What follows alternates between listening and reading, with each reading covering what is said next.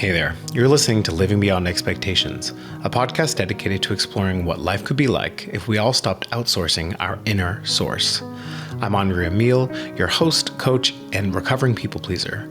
Today I'm joined by Sorcha Wolnik, and we're tearing down the walls of passive living to dive headfirst into the power of relationships. We'll explore how relationships shape our lives and how we can take an active role in creating deeply connected and intimate bonds. We'll talk about the courage it takes to face our own issues through the lens of relationships and how, in a world that glorifies individualism, embracing relational living can lead to incredible breakthroughs, connections, and deeper fulfillment. Sorcha is the founder of The Brave Relationship, a movement that reminds us of the transformative power of relationships. She spent the last 20 years working with women in the most intimate spaces as a midwife, doula, mentor, and coach. Sorcha believes that deeply fulfilled and empowered women are changemakers not just in their own lives, but in their families and their communities. She's also a mom of 3 wild, powerful daughters and loves adventuring on both land and sea in her adopted home of New Zealand and beyond. Think relationships just happen? Think again. As always, if this was the right kind of unhinged and resonated, please subscribe wherever you get your podcasts. I hope you enjoy this conversation. So I'm really excited to have you here today, Sorcha. I know that we've kind of interacted and been the ships kind of passing each other by through Elementum. Yes, once again, I have one of my Elementum folks on this podcast because there's just such a wealth of knowledge and experience and embodiment that comes from the people who've gone through the Elementum program. And so, Sorcha, welcome. We're like a family, aren't we? All the little Elementum peeps. Yeah, we definitely are. And one thing that I really want to try my best to be is the least buttoned up, right? I even kind of have, titties are kind of out today. I like it. And so we're just gonna go with that. Titties out, a little unhinged, a little relaxed, and we're just gonna go and see where this takes us. Yes. So one thing I'm really curious about, because I've always just loved how real and how honest you are and how you're not afraid to go there. What's one of the messiest relationships? Whether that relationship is still going and there was a moment of messiness yes. or it's a relationship that's ended. Like, what's your messiest relationship? Oh, that is like a great question. Absolutely fantastic. I would say that every relationship I have been in has been super messy because I am super messy as a human. I'm so committed to growth and going there and, exploring everything I can in relationship that they're very rarely neat and tidy. But without a doubt, the relationship I'm in has incredibly messy spots. Yeah. Okay. So it was very messy way back in the beginning, and we can go into that. Yeah, I'd love to hear a story if you've got one. Like, what's a real messy story where you're like, fuck? Well, we're messy. So to give you guys a little bit of background, today is Friday in Ireland. I live in New Zealand, but I'm in Ireland because in 7 days I'm getting married. I'm marrying the love of my life, and we have been together for nearly 21 years. And we got together way back when, the time kind of before mobile phones, really. We got pregnant super fast. After about 3 weeks, we had maybe too much fun. And I found okay, there's a baby on the way. And of course, we didn't really have mobiles, so I had to find him because we were in university together. So I was like, how am I going to... Yeah, so I found That's about as messy, I think, as it gets. You just started dating this guy. Yeah, we were totally just dating, going on surf trips together, just kind of... like nowadays hooking up has such a different connotation, but we used to just hook up, but it was like we'd go for a coffee or go for a surf or just hang out. And anyway, so we had a really big talk, decided we would continue on with the pregnancy, that we would become a little family.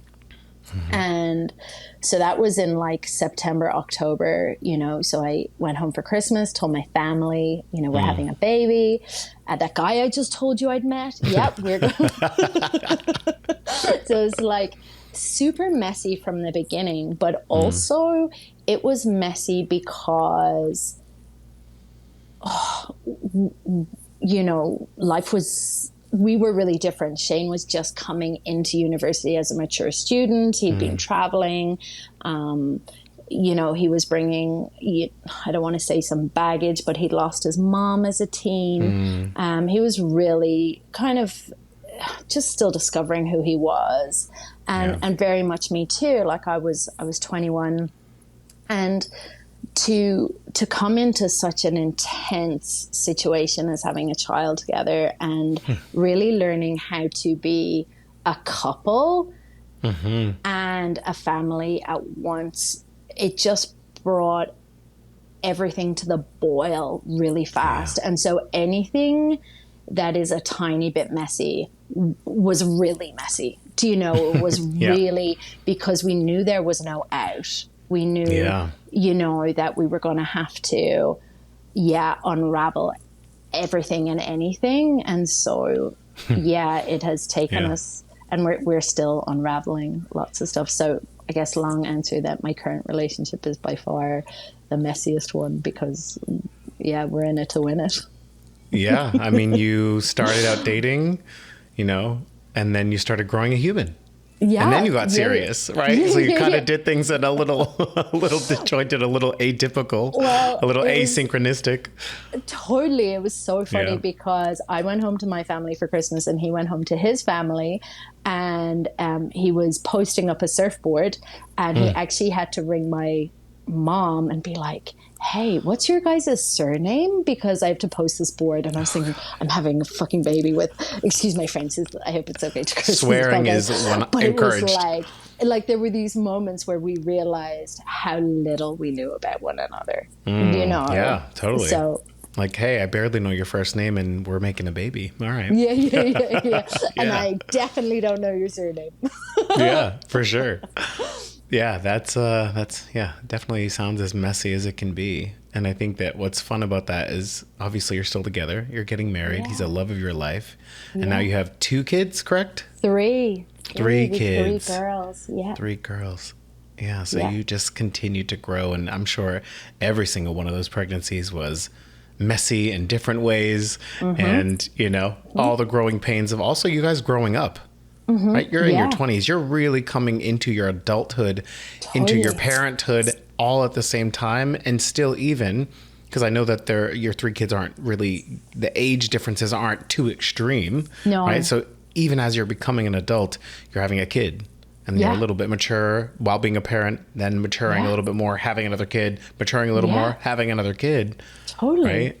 Yeah. And we're figuring out finances, and we're figuring out careers, and we're figuring out adulting, and we're figuring out mental health, all while figuring out how to partner one another and how to parent. And so and because I am somebody who just wants so much out of everything in life, like I'm super enthusiastic and I want so much depth in everything that, our relationship is constantly an initiation. We are constantly, finding those edges, having those discussions, because I desire such a close, intimate partnership. And Shane would happily just watch rugby and surf and, be emotionally unavailable. But I'm like, no, you will not, Yeah, and I think that that's one of the most amazing things about you that I was so attracted to you in Elementum is just every time you popped up on one of those calls, you were just so committed to being real and to really getting to the heart of things and not bullshitting and not trying to put on airs or trying to come off all, here's how I express my pain in this very flowery love and light bullshit language that isn't always bullshit, but like sometimes we just get we get so good at describing our shit in such benign, whitewashed, watery ways that we really miss the plot. And I love that you just don't do that. Absolutely. Like a lot of that conscious language, and I have been immersed in it for, several years now. And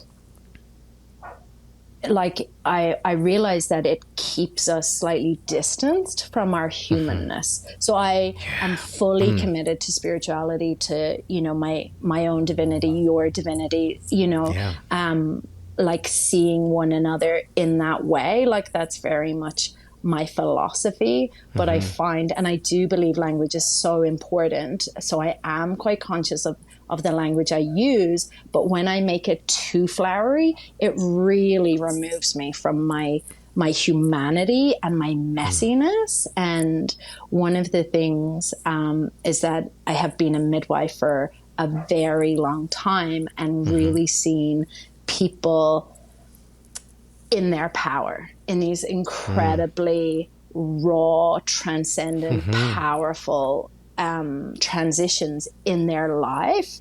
And there's a lot of bodily fluids. There is a lot of smells and noise. And I realized, from like, like there's been a lot of stuff splashed on me. Like seriously. Can't get more primal than that. No, for you sure. You cannot, And so I've really had this really amazing lived experience that when we are at our most spiritually divine and powerful, in that precipice between life and death, we're also at our most human and messy, and so anything that distances us from that, like language, or these, these giant concepts, I'm really not interested in. It just is. It's you can't not have that it's beyond me, but you can't have a buttoned up birth. No, even a C-section. No. Even a C-section. There's still. It's fucking everywhere. It's right? And I've been at a lot of sections in theater, and they're messy too. They're definitely marginally neater, but actually I do a lot of home births, and I really pride myself on being a very tidy home birther, because you wouldn't believe how many people have like white or cream colored carpets, and you walk in and you think, Philip and Al, okay, where they've white bed sheets, and I think, okay, we will leave I this hope you weren't house attached as to we those. found it. The awesome thing is you can do an insurance claim, for a new carpet. Okay, but definitely not in the US for sure. So that's been interesting. So I agree with you on the language. Yeah, and so kind of getting a little deeper into the messiness of relationships, the messiness of life. What do you think is the most important relationship to have? Another great question. I think our obvious answer is the relationship with self, for sure. But I think that's kind of omnipresent. And so we're always in relationship with ourselves. But for me, there's also the relationship with self with a capital S, as much as relationship with, the Sorcha self is the relationship with, however you want to put it, God, the goddess, the universe, source, spirit, and how, for me, that's really everything. So if I was to be really honest, I'd say that's the most important relationship, is how close we can be intimate with love as a universal force, be that in relationship to ourself as a human or with another human. It always comes, for me, it's just, that cauldron, I guess, of, our relationship with the divine at the same time. Does that make sense, what I'm saying? Yeah, definitely. And I think one of the things, so you said basically it's kind of obvious, it's the omnipresent relationship. And yet I think that we live in a world that often tries as hard as it fucking can to divorce us from that relationship, right? Everything that we need is outside of us. Everything that will make us happy or make us close to divinity goes through someone else or goes through something else. It goes through the church, or a little bit more micro, it goes through the pastor or the priest, right? Versus we are divinity. One thing that Emily Fletcher says all the time that I love so much is we are divinity embodied. And I know that I probably just butchered that, but we are the embodiment of divinity. If we are created in God's image, right? God, whether that is universal God or more dogmatic, whatever, we are a creation of that. And if so,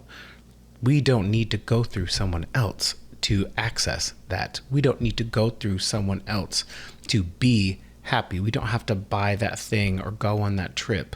Granted, those things make life so much more fucking fun. So of course. Yeah. Right? And they're fun for sure. Yeah. But we've talked about this before. They're the cherry on top. And yesterday I was coaching one of my clients, and we were talking about intimacy and pleasure and oxytocin, the hormone of love and bonding. And oxytocin supersedes cortisol and adrenaline. It is the hierarchy. It is what undoes stress, and so for me, that is super important. And when we were talking about this, she was talking about her ex and how she feels that with him, or when she cuddles her children, or when she hears music. But everything she was talking about was outside of herself. So exactly as you say, we rely on other people for those oxytocic hits or for that intimacy, as opposed to really creating that intimacy, that pleasure, that relationship, that oxytocin, that divinity, with ourselves. And like the awesomeness that is always and infinitely available within the relationship with ourselves. So what are some of the ways, if we bring it down to some brass tacks, like what are the ways that you can create that oxytocin hit for yourself, that pleasure, that, right? Because I'm assuming it doesn't always have to be, right? Oftentimes when we think of pleasure, we think of sexual. It doesn't always have to be that. I mean, most times it actually isn't that at all. So how can we create that for ourselves in the least flowery languaged way? Oh, totally. And yeah, labor, I mean, when you're laboring and in birth and breastfeeding, like that, these are all oxytocic. So it's not flowery, it's of the body. It is a chemical that is released, so we sometimes forget that in psychology, that these are actual, neurons that have synapses that release physical chemicals. We forget about our biology and our physiology, so we can forget about the flowers, essentially. So when I really practically, when we think about pleasure, we get to really just think about the relief, the relaxation, there's kind of a sense of presence. And I often, when I do work around intimacy, and this again doesn't mean physical intimacy, there's so many forms of intimacy, but there tend to be three pillars or three parts to intimacy. And it's the same, I find, with pleasure, that we need authenticity or vulnerability. You can call it what you will, but there's a level of kind of openness. We need connection and we need presence. And so when we can be open, so drop our guard, open our body, be open to receive, and we're at the same time present. So with our senses, we're in the now moment, and we make a choice to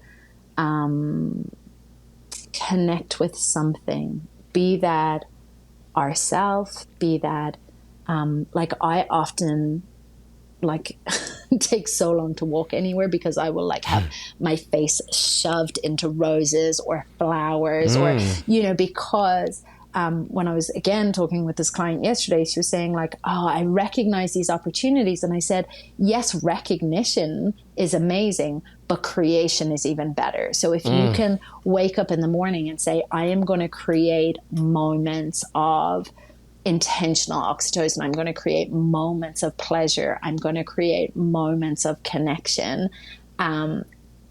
like that is amazing, because the minute you place that intention, you can do it. Like you can experience that openness, connection, and presence when you put your shirt on, with the fabric of your shirt, with how you shower, with how you consume food, with how you rub your puppy and say good morning. You know, these are all like, how open is your body, how present are you, you know, and how willing to connect are you in those moments.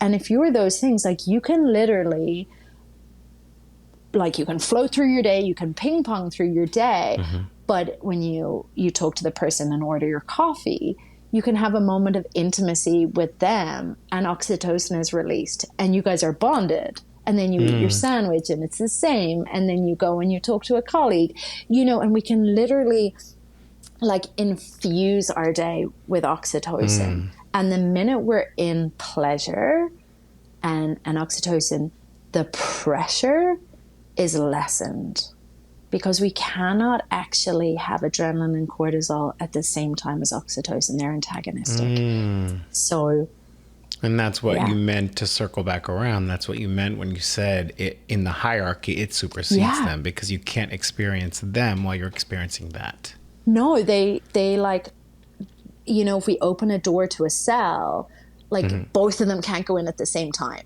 You know, like get the fuck out of here. Get the fuck out of here. Exactly. And so like if you, and like even though I know all this stuff, like I am a hotbed of stress. Like, you know, I have 2 companies, I have 3 children, I have land, you know, we have animals, you know, Shane has, you know, a full-time job. Like we have a lot going on, and, you know, we live about as far away from our support network as we can. So not as we can, as, you know, not intentionally. Right. But when, like, I know constantly I'm flooded with adrenaline, cortisol, just that low hum of modern day stress.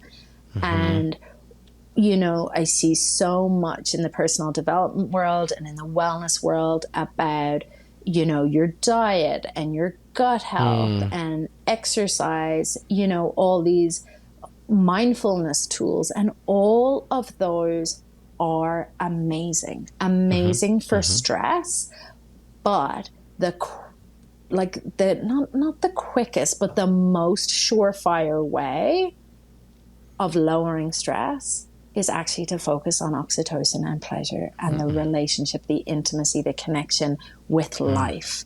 And so after that, look after your gut health for sure. Like, you know, do all those things, but there is no point in doing them if you're not also being in pleasure, being in intimacy, being in presence and connection. Yeah, and even with your gut health, it can be, I feel like, and of course let me know, but I could be dicing, maybe not onions, because actually those suck, but like cutting the broccoli and just being like, you know, or cutting carrots, or, you know, in the preparation of cooking, that can be the oxytocin release. That can be the pleasure. Sure. And then 100%. You get to, and then you eat the food, and you're suddenly also then caring for your gut. And it's like you stacked all of those experiences on top of each other. And that sounds even more magical. Yeah. And you mentioned this earlier in your quote when you said, you know, we are divinity embodied. And we forget that embodied means how you chop the carrot, you know, with your body. Like when when you are speaking, what is your tone of voice? Is it aligned with oxytocin and bonding and love and all the deliciousness? Or are you like really overwhelmed and talking quite quickly? And, you know, are you in your body as you're speaking, as you're cutting, as you're cooking, as you're tasting? Are you dancing? How are your hips moving? Are your feet on, you know, firmly planted in on the ground of your kitchen? Do you know what I mean? Like, yeah, I could feel it as you were describing it. I was like, oh, take me there. yeah. And we only need a few minutes of it. Yeah. Even for me, as you were talking about kind of your voice, right? One of my close friends, he's like, your voice on your podcast is not your normal voice. And it's like, well, the voice that I speak with a lot outside in the everyday world is my head voice, right? It's the voice that's more up here and it's a little bit higher pitched. And that's actually just a quick little tangent. For me, I didn't like that voice my entire life. There was something about that voice. Whenever I heard myself talk, whenever I heard myself recorded, I just didn't like it. And it wasn't until I had this moment, and now I'm more indifferent to it. But when I notice I'm using that voice, I notice that I'm not here. I'm not in here, right? And so the voice that I bring to my podcast is the oxytocin voice. It is the voice that is me fully in my chest, and I feel the reverberation here, and I feel the pleasure, and even just speaking about it gives me the goosebumps. Now, if I'm in my higher voice, which I don't even know how to do it right now on command, but when I'm in that, I'm all up in my head. I'm thinking about what I'm speaking. Or I'm just like running in the moment, which there's nothing wrong with that voice. But I love this deeper, more resonant, more vibrational voice that I do get to use on this podcast. And it goes in and out, and depending on what we're talking about. I'm sure at the beginning of the podcast when I was laughing my ass off, it was a little bit different. But yeah, you get to experience that with such simple acts. Such simple acts. And it starts with yourself. It doesn't have to be the oxytocin you get from your partner or even your puppy. You said putting on your shirt, like putting on this shirt this morning. It's a knit and it feels so rough, but also like smooth and airy and floaty. And, you know, and I've got, like I said, I've got my titties out, right? So it's also like, I feel so open and free, and that just feels so amazing. And it's so easy and so available. So available. Yeah. So available. And it's so sensuous. You know, we often think sensuous is just silky or, you know, velvety, but it can be rough. It can, you know, it can be anything that really puts us in our body. And I love to go back to what you were saying about your voice on the podcast. Like, it's so clear to me you're present, we're connected.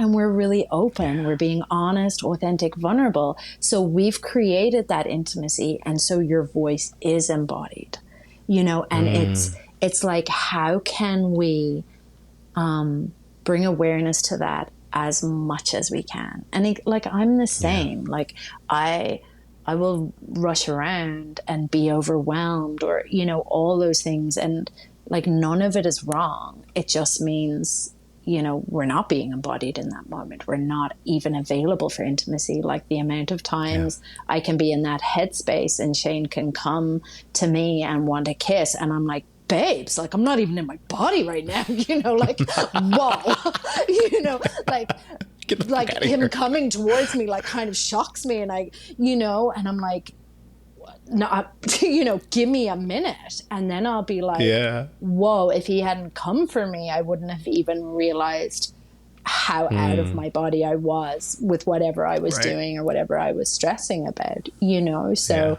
how often are we like that, you know, getting dressed because we're rushing for work or we're rushing to get, you know, whatever done. So yeah, I love what you've brought here. Yeah, thank you.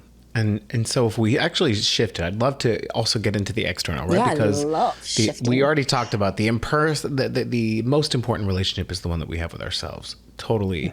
But also, we said earlier, it's also just more fun to have these external things, to have community, to have connection, to have significant others, to fuck, to have sex, to do all these other things that are external. And so I'd love to talk about some of the external ways that we can build relationship or even be able to hold. One of the things that when we were discussing this, was about bringing that conscious level of awareness to your relationships, from the relationship you have with yourself, like knowing that you have to take care of your needs first, or sometimes you just don't have the space or the capacity to tend to someone else's needs. And how does that all work and weave its way into this messiness that can show up? I'd love to talk about that. Yeah, and actually it really ties in with something that you mentioned earlier, everything being outside of us. And, you know, it is so interesting because I have been reflecting so much about how our society is giving us these really mixed messages about things being outside of us, which should invite us into community. It should invite us into connection. But yet, Social media, there is this huge, I'm going to call it a cult, but of individualism. And I have really become so aware of this recently, and it has given me a lot to reflect on, because I always thought of individualism as quite, you know, the rugged form. You know, if you think of the States and you think of the NRAers, they have this this feeling that they have the right to bear arms. You know, like they have these individual rights that supersede the collective. And I have forever said, like, I am not like that. You know, I'm not a rugged individualist. You know, I like, yes to rights, of course, but there was a flavor to that I didn't identify with. I felt they were other. And then I've just recently come across Terry Real. He's a relationship expert and he's so fab, but he has started talking about romantic individualism. And when he described it, it's very linked with personal development. And it's about our right to speak and be heard and use our voice. And for so long, this has been so important to me as a woman to use my voice and be heard, or for anybody who finds themselves, you know, in silence or in self-censorship. You know, it tends to be because of society. But in my quest and in my commitment to be heard, and to, like, in my relationships to be understood, I have basically been campaigning for my individualism instead of really seeing, like, how can my voice best serve my relationship, as opposed to, like, how do I want to be heard? How does Sorcha want to be in this relationship? Like, that's super important. But what actually has kind of felt to me like more of a challenge is, like, how can I stop thinking in this individualistic way? And how can I start thinking and being more relational, more in the collective? And so stop thinking that I have to have my voice heard, and more like, yeah, what does this relationship need and require from me, from us? Yeah, it's like the difference of what do I need to say for me versus what do I need to say for us? Yeah, like if we're in a conflict, and I want to bring this because we were talking about friendships together and we're talking about sex and all these things, but this is such a fundamental piece for me, because when I would argue with Shane, like, and sometimes it could get pretty, you know, messy, as we said, ferocious is another word, you know, and, you know, one of us tends to withdraw and one of us tends to be a little bit louder.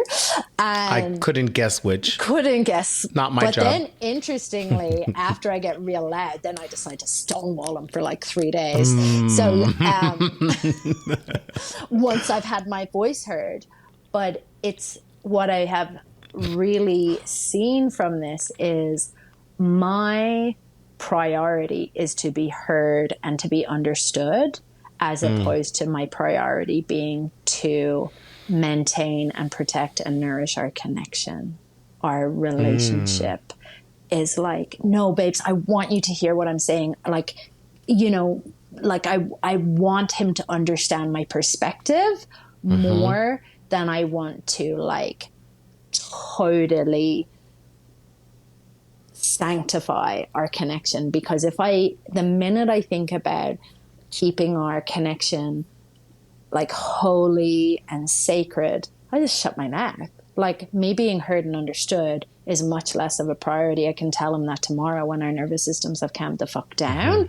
If I'm like, let's repair whatever rupture is happening here, and in an hour I'll tell you what I have to say if you're open to listening. And since we've started being committed to relational thinking or relational ways, it has changed a lot for us.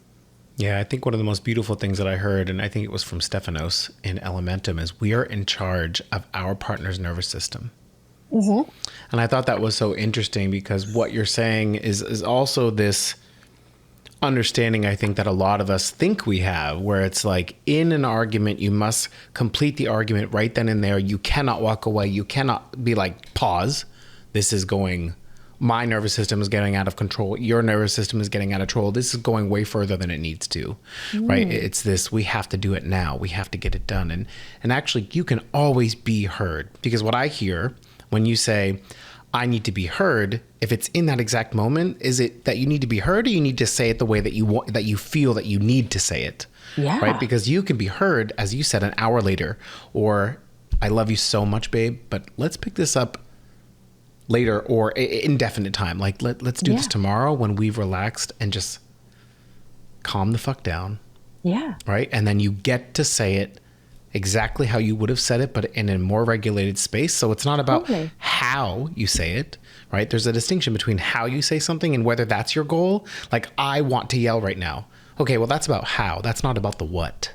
Yeah. And so in this instance, you get to have more agency over the how and the what simultaneously, because you can still get your voice heard without being a raging banshee, without screaming at somebody or swearing and cussing them the fuck out. You don't have to do that, right? Yeah. And then you maintain that connection. You didn't put a fracture, right? Because those things, oftentimes, that little fracture here, the next time, and you just fracture, and then suddenly it's a fissure, right? And then it's this canyon between you where it's like, she's always nagging me, or she's always bitching, or he's always being a dick or dismissive. And it's like, it grows and grows and grows. And then your connection is just further and further apart, and it becomes harder and harder to repair.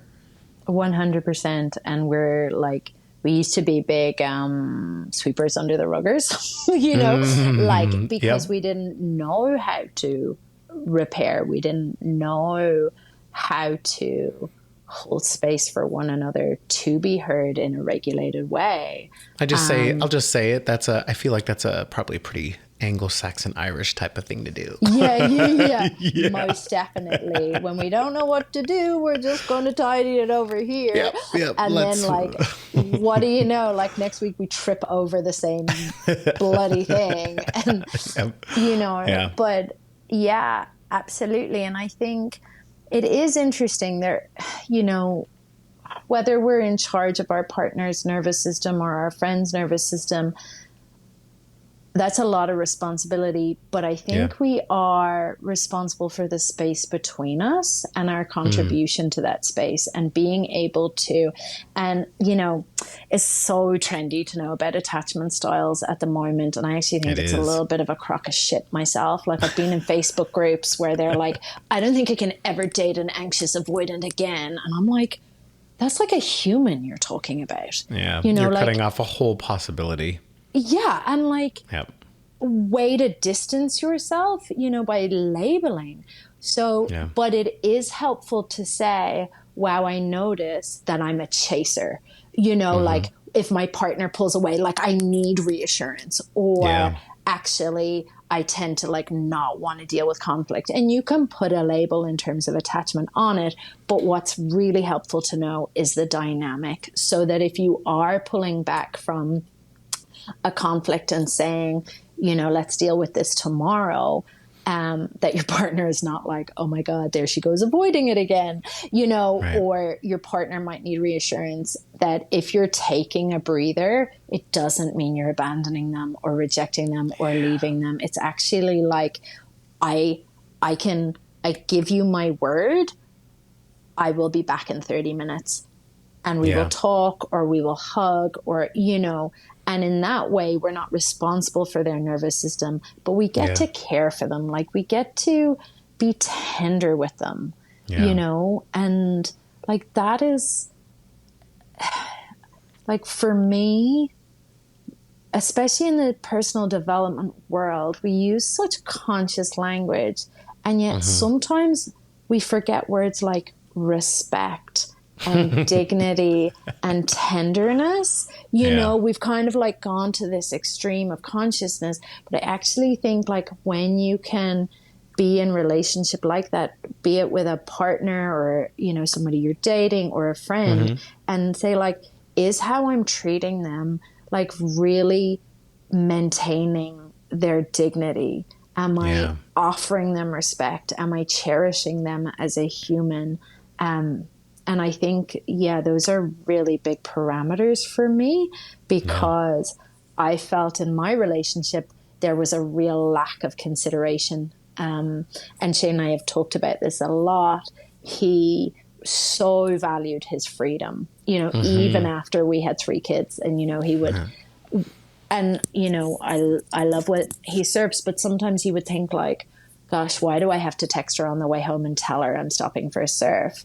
And he didn't, but for me, it's a moment of where he's cherishing me, he's considering me, he's letting me know he'll be half an hour late.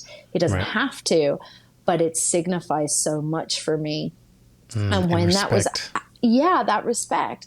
And for, in the really dysfunctional, messy times in our relationship, I couldn't put my finger on what was wrong or what was missing. And I really, when I saw the word dignity and respect, I was like, gosh, it feels like my dignity is compromised, as a co-leader in our relationship, as two really sovereign co-creators, when there aren't these small acts and moments of consideration. For me, it was really fracturing my dignity, or my feeling of dignity in the relationship. So, I think that's a really great distinction, right? Because we talked at the top about this flowery language, this conscious language that kind of, even in certain things, it's like we hear freedom or we hear your values, or, there are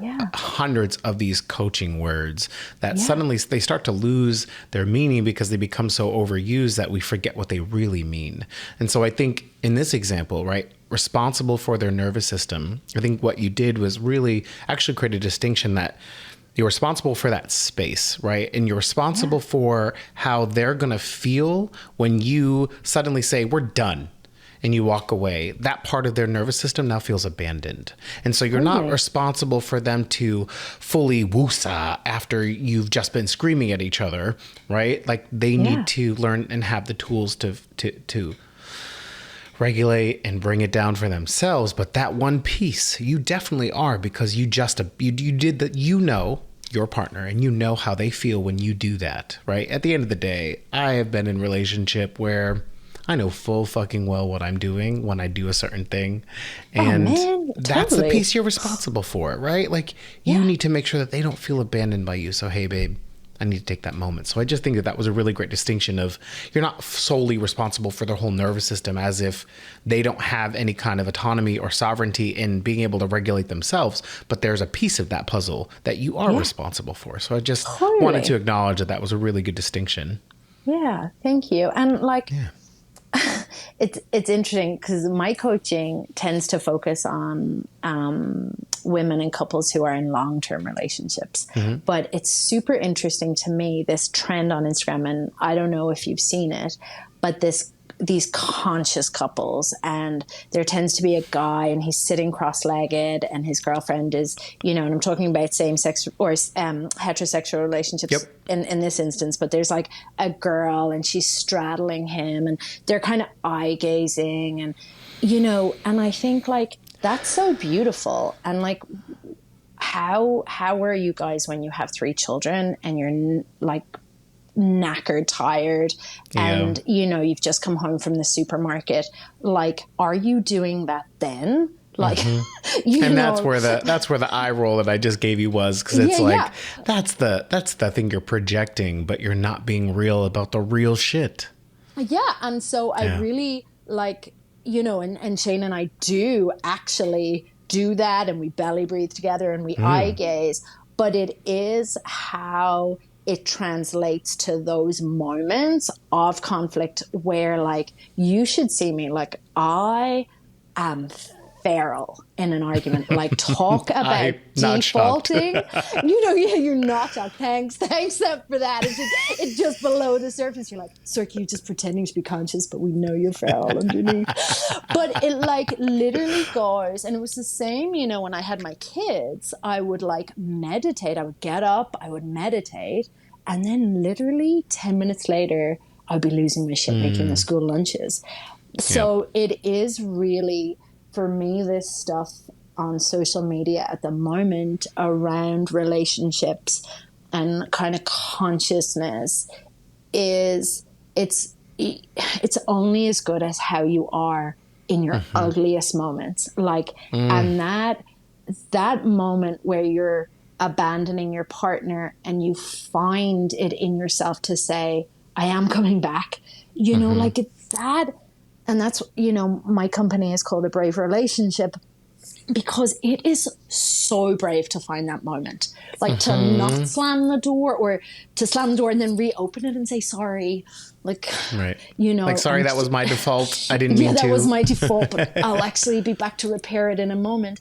Like, for me 10 years ago, that even though I was super conscious back then too, it was almost beyond me. Like, I was so activated in those moments, and I was so angry, and I was so tired, and I was so fed up that I just couldn't find it. I couldn't find that like tiny gap of space.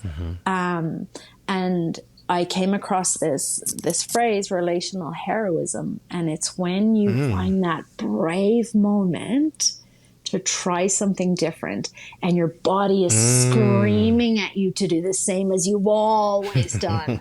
Be that to apologize. Be the feral lioness. Be the feral lioness and yell, to stonewall, to actually go back in and fawn and kind of try and appease it instead of holding your ground. It can be whatever.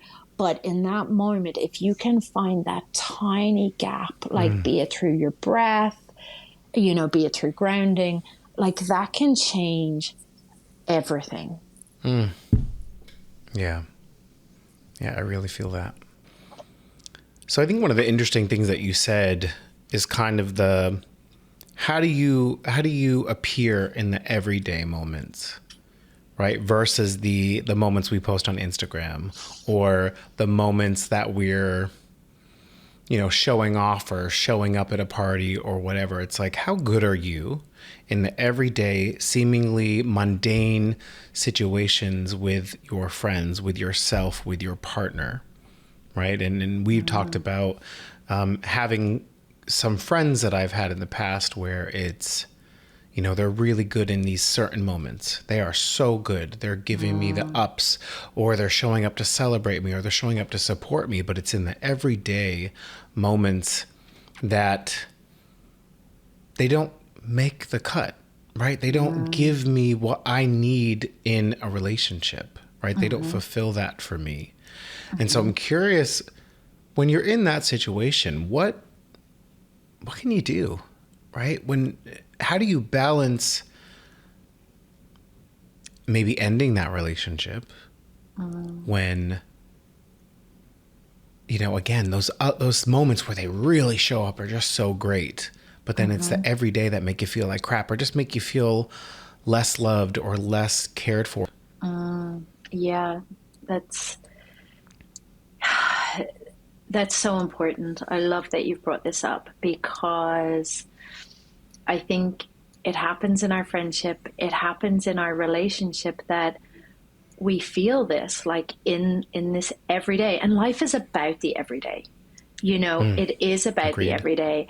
And then when we know that things are lacking, we can kind of gaslight ourselves, or justify things by like, oh my God, but on my birthday, they got in touch and they called me up, or we went out for drinks, Yeah. and we kind of like then focus on these more significant moments, but actually it is so much in the day to day that dignity, that respect, that cherishment, that like love and joy and connection is found. And I think for me, if we're not in scarcity, and that's a coaching world, but it's so true. Like, if we have in our life, if we are full up, if we have connection, and we have oxytocin, and we have what we need, and we feel secure in that, there is no lack, and we can more, I don't want to say easily, let those friendships go, because it's not easy, but we can do it in a more easeful or gentle way, and literally say, instead of like, why are they doing this to me? We can ask, like, why am I allowing this? And when we talk about boundaries, so often we think about keeping things out, and on our land we have these cattle, these cows, and we didn't have great fencing, we didn't have great boundaries, and we would do this amazing planting, and and then these little fuckers would come in and eat them. And so, like, we could say, like, yes, we're keeping these cattle out, but it was more about Shane and I discussing, like, what are we growing in our garden? Like, what is precious to us? And so when I think of you, and I think of these friendships, and I think in my own life, it's like, what am I tending to in my own garden? Like, I'm tending to relationships based on respect and dignity and fun and connection and consideration and reciprocity and community and things like that. And so, if these people in our lives, these relationships, are coming in and like stomping all over these things, then I'm like, I actually don't have time or space for that. And I can let those people go, but also know that they may come back. Like, we may align at further junctions in our life. Like, people do change, we change, we can evolve. But it's also not making that person wrong. Like, if we can take out criticism or blame or defensiveness, those are really, in the relationship world, really destructive. They're really damaging. And quite often when we let somebody go in our life, and I have actually left quite a few friendships, have broken down over the past few years, I've really tried to be really mindful to not blame the other person or anything they've done, and actually just say, our values right now don't align, and I'm just choosing to make more space in my life for those people who do. And I think if you can hold that space of not emptiness, but more spaciousness, then other people will come. They will come, or your other relationships will deepen, or you'll have more time to focus on your business or your health.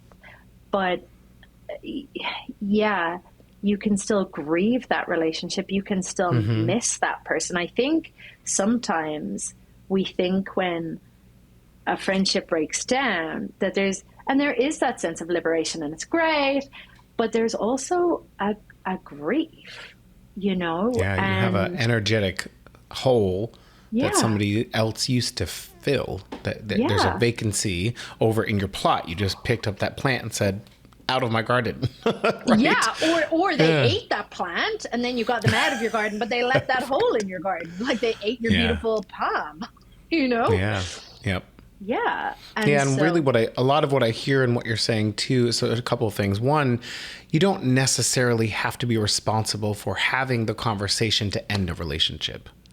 I no. think that one of the things that we're told always is that we must have that confrontation. We must have that conversation because if you don't, that's not the mature adult thing to do. And I'm Mm, hearing that you don't necessarily have to do that. You can just kind of let back to the analogy, you can kind of just let it die on the vine or just kind of peter out to the way that it's meant to go if you're not putting your time, attention, and fertilizer and water into that relationship. totally. And I think the other thing that you're mentioning too is with this particular relationship that I've had where there's those spikes, right? Maybe we call it oxytocin, where Hmm. they come and they're Yeah. they show up so well for our birthday, or they support us in this initiative or this project we're doing, or they're just great, but it's the everyday. And it's almost like we take the oxytocin from that big spike and we use it to fill in the holes of Hmm. the rest of the everyday. And what I also hear you saying is if our cup is full, if all of our Yes. needs are really met, if we're getting maybe that oxytocin from ourselves, from the mundane of Yes. putting on our shirt, from the cutting the vegetables, from all of that, that we don't have to rely so much on that. And then we can come from a place of like, does this relationship really need to be in my friend garden? Yeah. Right? Or can I just let it go? Or Yeah. maybe alternatively, you do actually have to have a conversation to make it really clear that like we're just not aligned and there's nothing wrong with you. Our values don't align and that's okay. Just for now, this is where, we need to part. Yeah. So I love that. I think for those that are listening, you do not have to have a conversation. You do not have to have a confrontation, and you don't have to take the crumbs of the everyday just because they show up and give you a cake once in a while.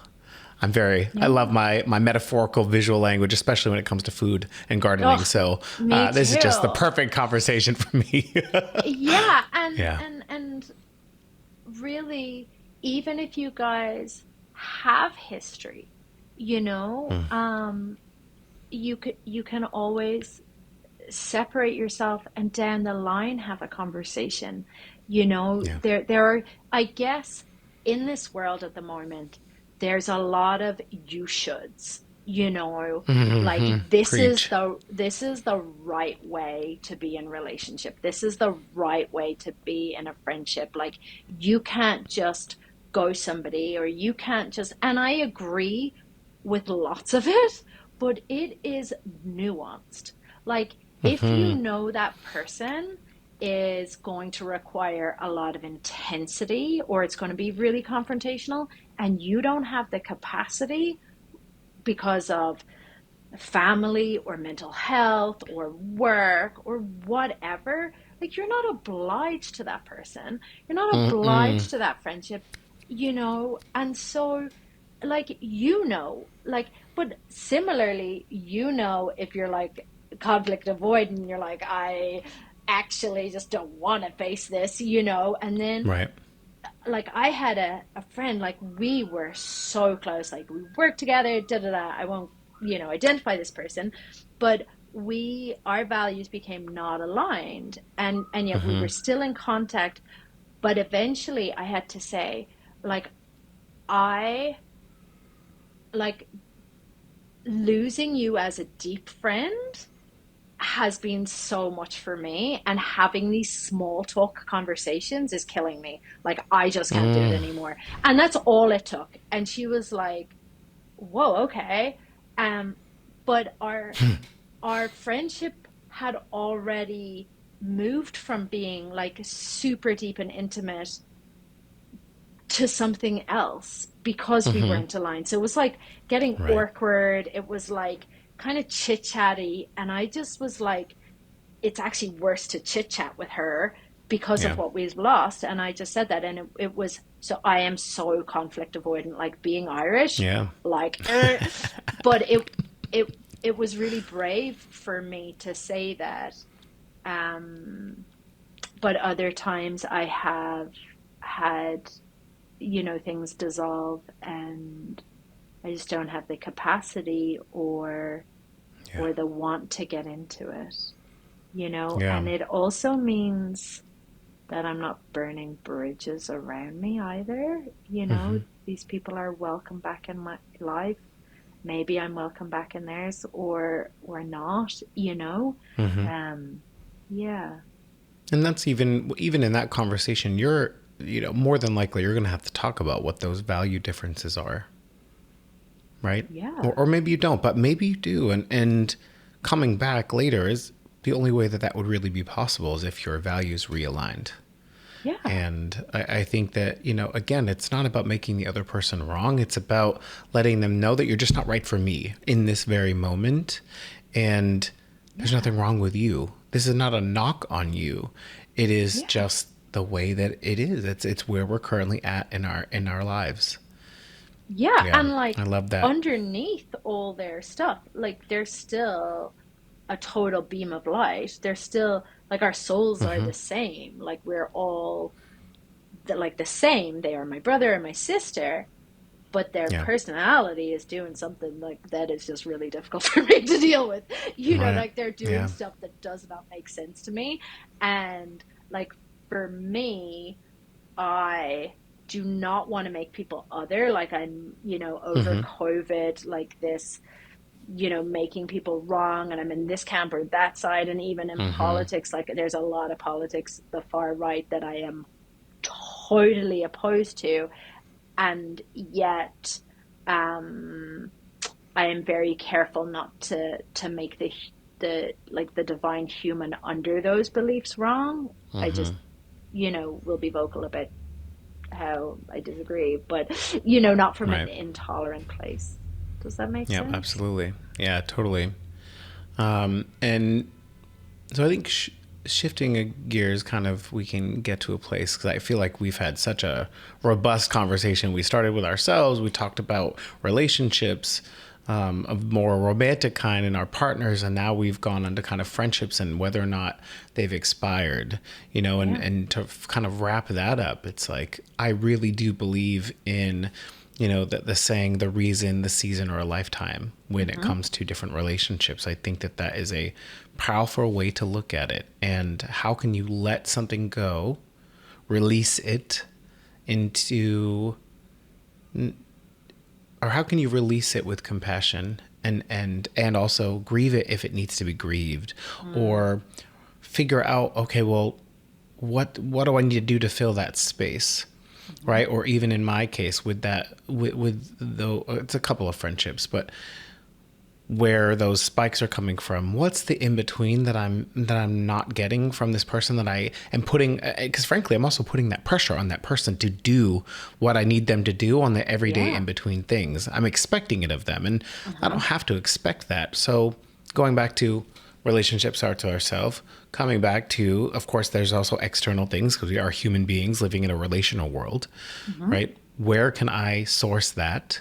And then when that is all full, then I'm not depending on that. And I don't have to put any more judgment or any more like, oh, you're just not doing it for me because you're not able to do what I need in XYZ moments. So I think that there's a lot of things for me to think about in that sense, and Yeah. a lot of things to And reflect on. I like I'm kind of interrupting because something so strong is like sometimes we're like, how can I source it for myself? Like, and we've had this amazing conversation and it's so valid, but it's sometimes I come across, particularly in the personal development world, where it's like I've got to care for myself and fill myself up, and then I can go back into the world.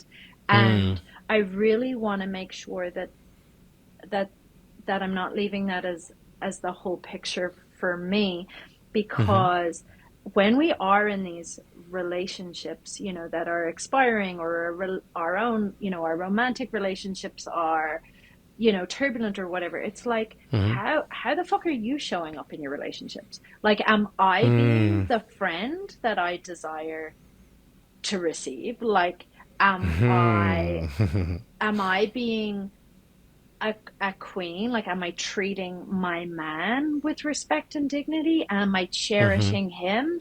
Am I uplifting him? Am I celebrating him? With my friendships, have I been giving them the nourishment that they need? You know, Mm-hmm. um, Yeah.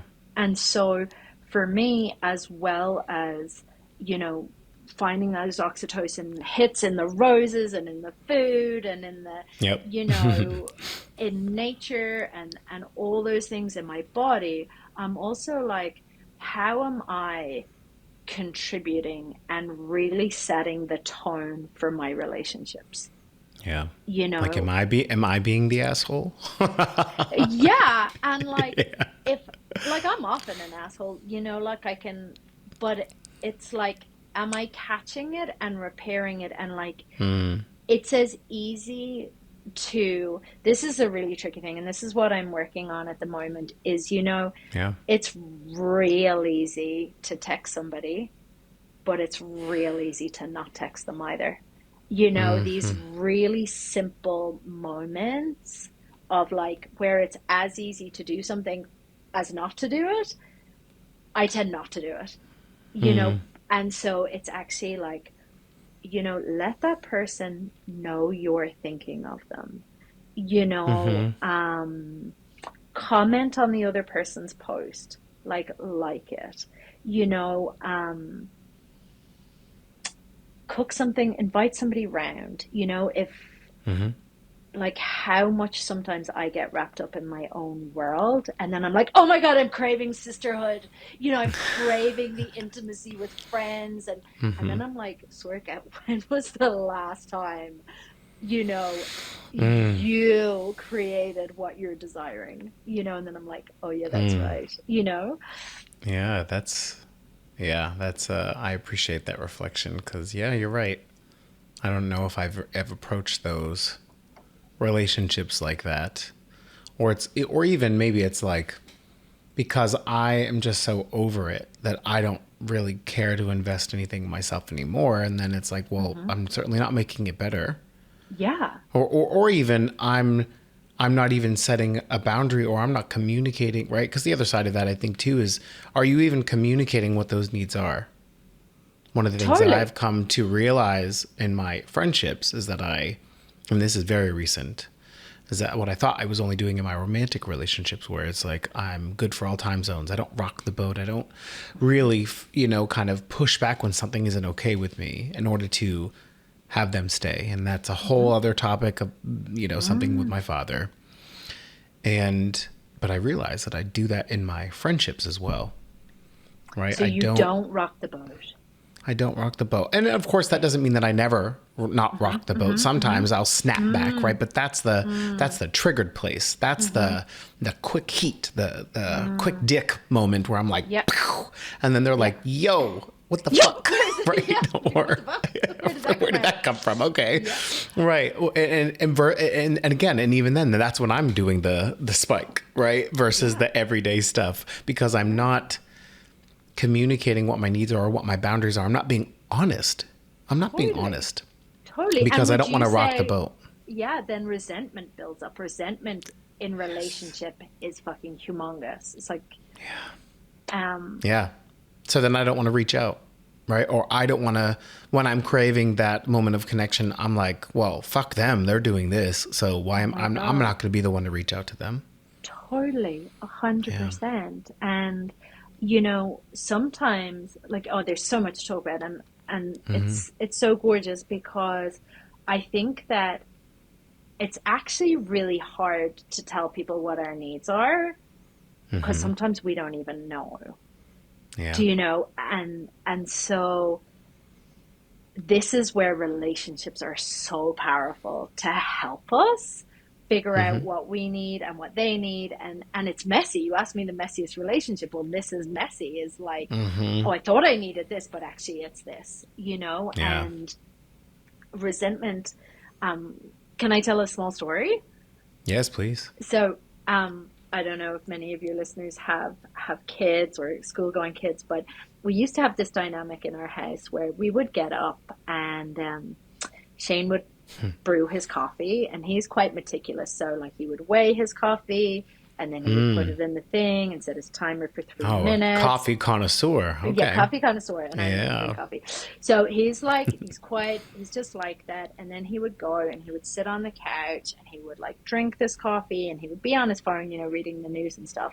And meanwhile, erstwhile, Sorcha, the whirlwind, was like in the kitchen, you know, kids attached to her, like half breastfeeding, making a school lunch, you know, signing, like doing all kinds of things. And I would look up at him and I would think like, what the fuck is going on here? Like, why can't he see that I'm drowning? Why can he not see that I am how can he see? Why doesn't he love me? Why is he not helping me? And like I would boil, and the resentment was real. I would think like I would resent the coffee, I would resent the sitting on the couch. Like it was like so incredibly alive in my body, the fury. And I can see how this would show up in friendships or anywhere really, when you're doing your thing and they're like doing something else, and it's like, and when it came down to it, and I was like, why are you not helping me? And he's like, I have no interest in making chaotic school lunches. And I'm like, but we're in this together, da da da da. And he was like, no, I'm unavailable, you know. And I was like, what? And I really had to reflect on this resentment. And I was like, I'm actually so envious. I am so envious that he is tending to his need for peace, for a slow start, for a cup of coffee. You know, I was like, I have not given myself permission to sit on that couch with him and drink a tea because society has told me I need to be a mom who does this. I need to be. And it was only when I realized that stuff that I was like, oh, I stopped making him wrong and was like, babes, society has told me that because I'm a mom, I should be doing this, and the kids' lunchboxes should look like they were handcrafted in Japan by a bento master, you know, and I'm cutting these carrots into hearts and like so ludicrous, like ludicrous. Yeah. And I really honestly said, like, I want to be on the couch with you. Like, I want to be doing what you're doing. Yeah. But if both of us do what you're doing, we've either got to get up earlier, or we've got to make the kids' lunches before, or like, this is like, how can we do this? And suddenly we were on the same team. Instead of me in the kitchen feeling this resentment, it was like, it helped me to figure out my needs. Like I also had a need for a slow start. I also had a need for peace. And suddenly I could say, hey, you're not wrong. You're actually right. And I'm jealous and I want this. So how can we co-create this where we can both experience this and the kids are fed and, you know, and so suddenly you're not a shit allied. mom. Yeah. And so suddenly we were allied. And I think that if you look at your relationships that, you know, are unboundaried or where they're not showing up in those day-to-day moments, like that's such a beautiful clue of what your needs are. And it's like, then you could say, like, I know you've got crazy stuff going on in your own life, but I would love it. It would mean the world to me if you just texted me randomly and said, like, thinking of you, you know, or like if you would send me just some voice notes, you know, like that would help me feel so seen and loved in our relationship. And we don't have to express it as a need. It's just like, I would love if you, it's a Yeah. request, like no Yep. pressure. What would Yeah, and you then love you me to also do? yeah, and then you also get to react if they're like, I'm, he's like, no, I'm not available for that, right? And then Yeah, because the invitation then becomes, okay, one, how can I source this from within myself? yeah, And then when I've kind of figured that out, how can I then resource this with my partner, right? yeah, As you said, getting on the same team. So it's like you get both invitations there. yeah, And what I also heard in what you said is also this conversation around expectations versus agreements, right? yeah, Expectations are, I expect you to see me. I expect you to see the hell that I'm going through, the chaos that's yeah, happening. I expect you to see that, and I expect you to react. And he's yeah, like, no. First of yeah. all, you're not entitled to actually have that response, especially if you haven't even communicated. Often those expectations aren't even communicated Yeah, with your friend, partner, boss, colleague, whatever. You're not expressing that. And then an agreement, which is a far less miserable way to live your life, is totally. where in this instance you're like, okay, how can we make this work? And then you start to figure out where the give and the take is. I'm not willing to compromise this low key couch sitting, coffee making, less chaos thing, but I'm willing to do this. Then you say, well, I'm not willing to do that. And you come to an agreement Yeah, of like what you needs to dance. shift. Yeah, And yeah, exactly. You get to dance and you get to say, what do we need to do in order to create an agreement that aligns with each other?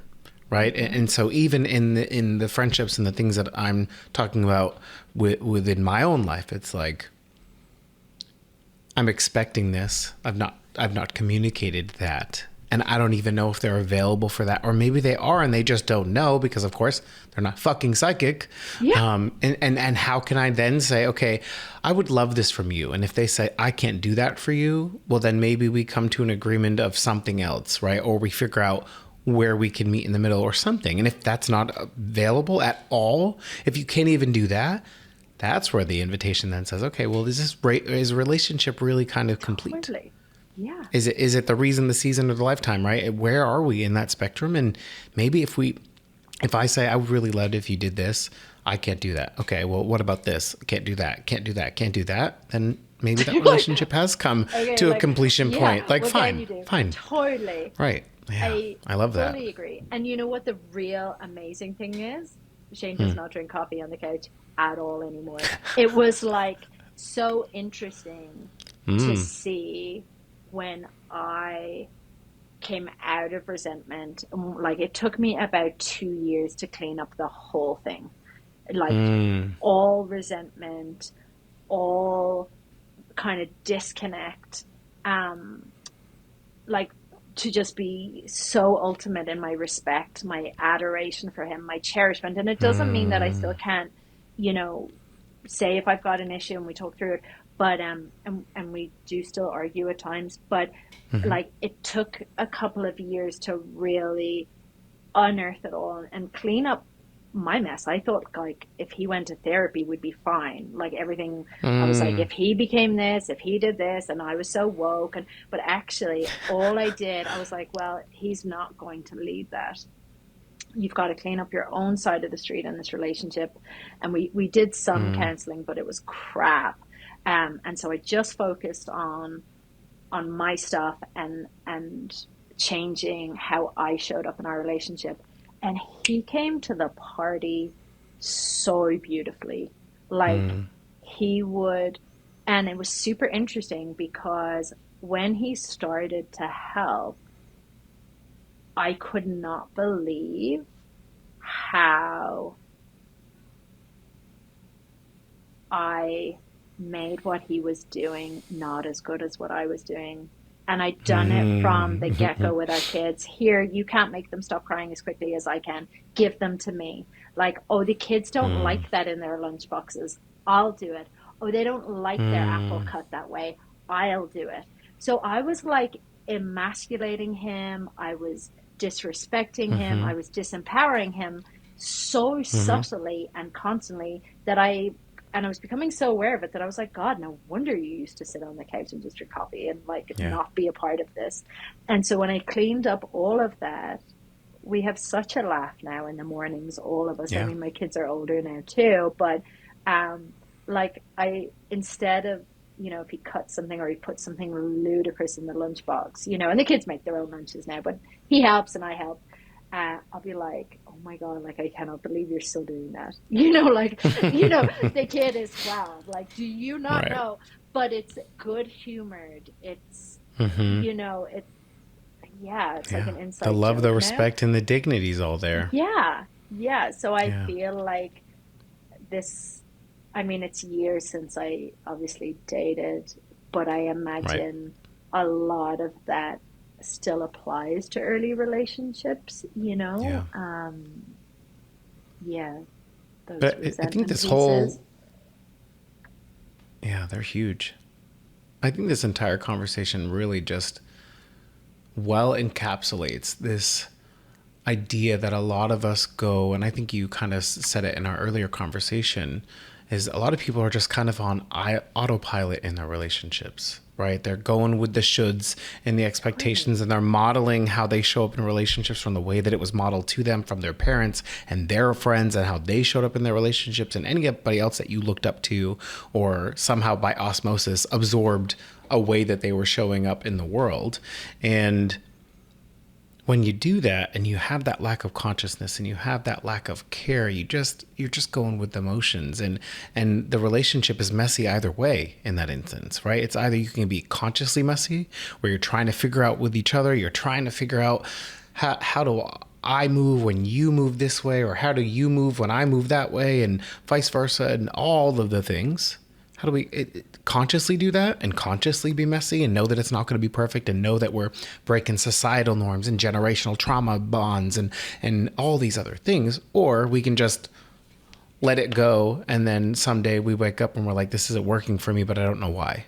Yeah. Yeah.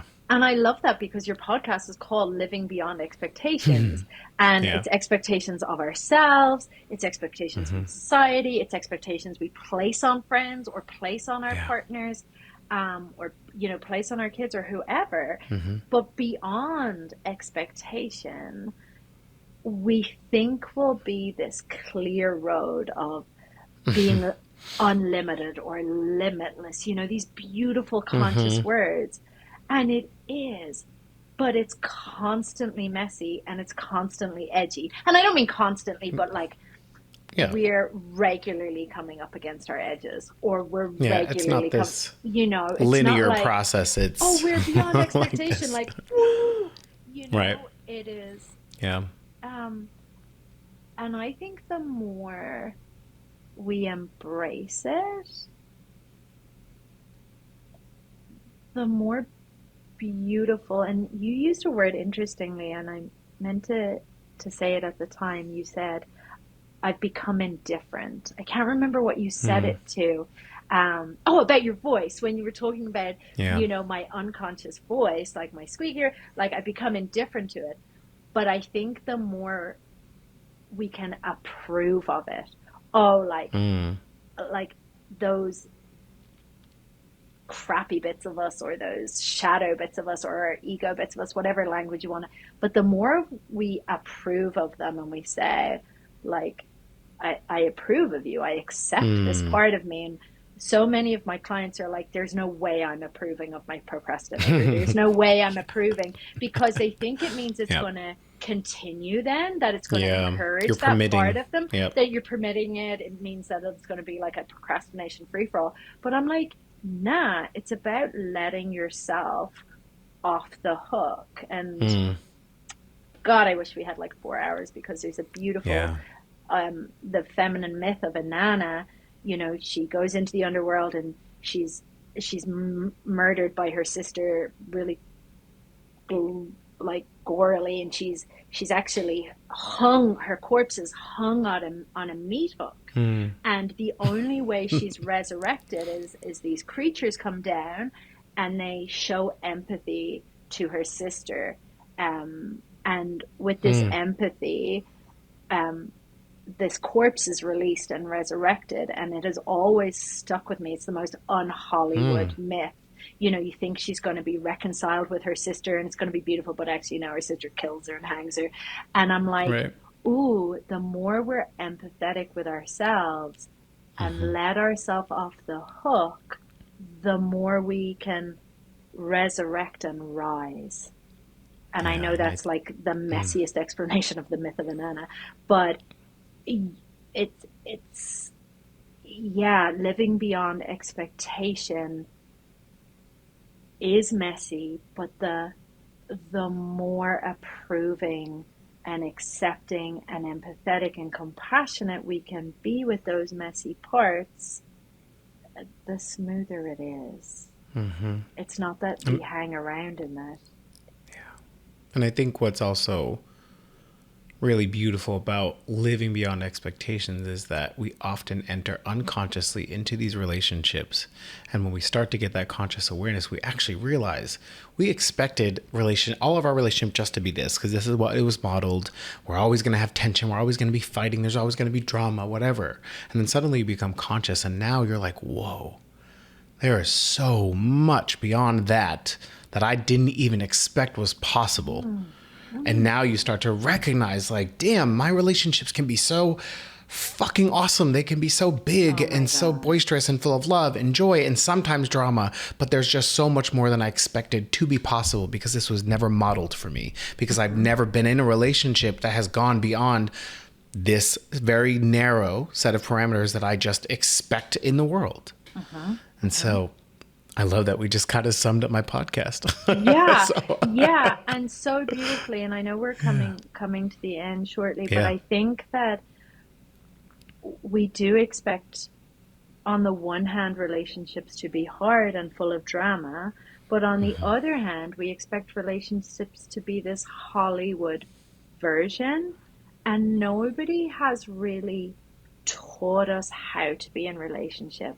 And we Yeah. know what damages relationship, but so few of us think about a strategy. And this is really what my work is about, is like, there is a strategy to good relationships. There is literally a pathway that if you follow these steps, your relationship will be fucking epic. And I had not realized that. Like, Shane and I went through like 12 years of chaos, like stress and disconnect. And we looked amazing on the outside. Like, we looked like such a poster family, but Yep. we just couldn't figure things out. And nobody had ever said there's a strategy. And so when I went and did all this research and learned so much, I was like, there's a strategy. And I created a strategy, and I'm like, babes, if we do these things, then no matter what speed bumps we hit, no matter what conflict we have, A, we can navigate it, but B, we've got this huge buffer that it just doesn't derail us. And like, I cannot, like, literally, we have been together for over 20 years. We have more fun than we've ever had. We have better conversation. Like, sex is amazing. Like, we are such a team. We, like, and I just had not realized how good it can get. Like, I Yeah. just didn't know how much we could heal ourselves and one another through a strategy. And nobody wants to think about love as strategic. It's not, but it's about a strategy where we prioritize love, we prioritize connection, we prioritize different forms of intimacy, where our where that garden can really flourish. Does that make sense, what I mean? Yeah, like love in and of itself is not strategic, but the human and navigating the humans in that relationship is, because we're complex as fuck. We are Yeah, and super complex relationships are beings. complex, you know? Yeah.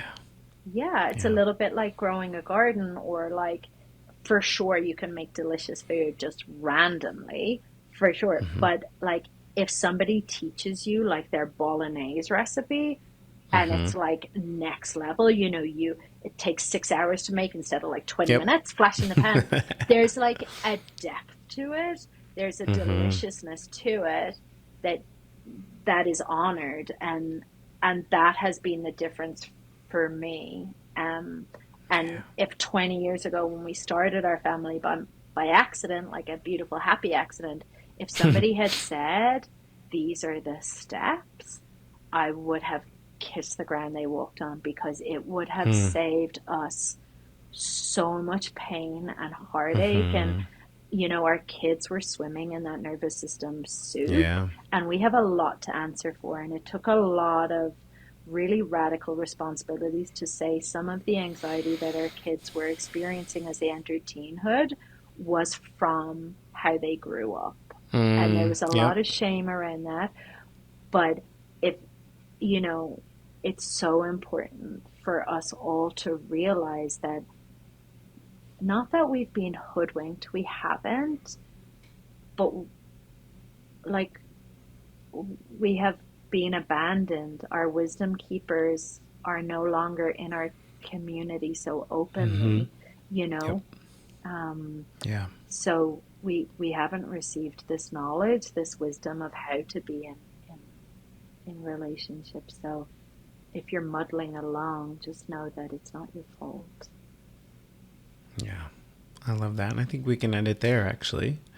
And if people want to kiss the ground that you walk on, right? I know that you have your, you have your wedding coming up. Yeah, you have your wedding coming up. So, of course, there's that. But, if they wanted to connect with you or just interact in your space, where would they find you?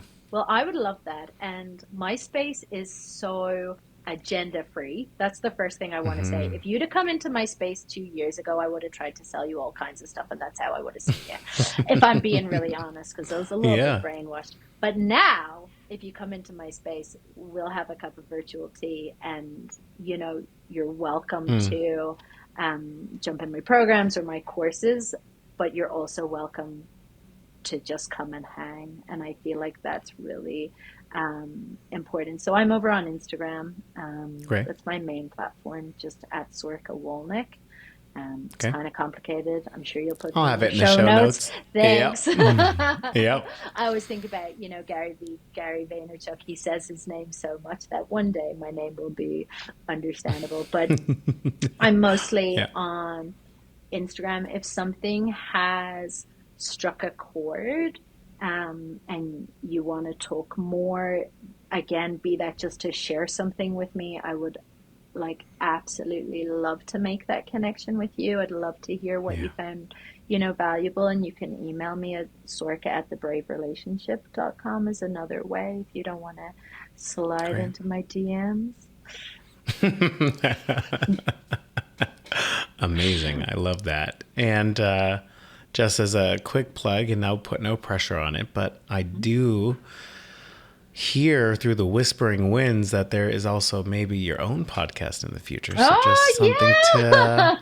something to consider that I will obviously be stalking and making sure that I update once I know it's launched. So I'm really excited for you. Yeah, thank you for that plug. I really appreciate it. You're welcome. I'm excited and nervous all at once, but I'm still excited and nervous, and this is not my first episode, so I don't know when it's gonna go away.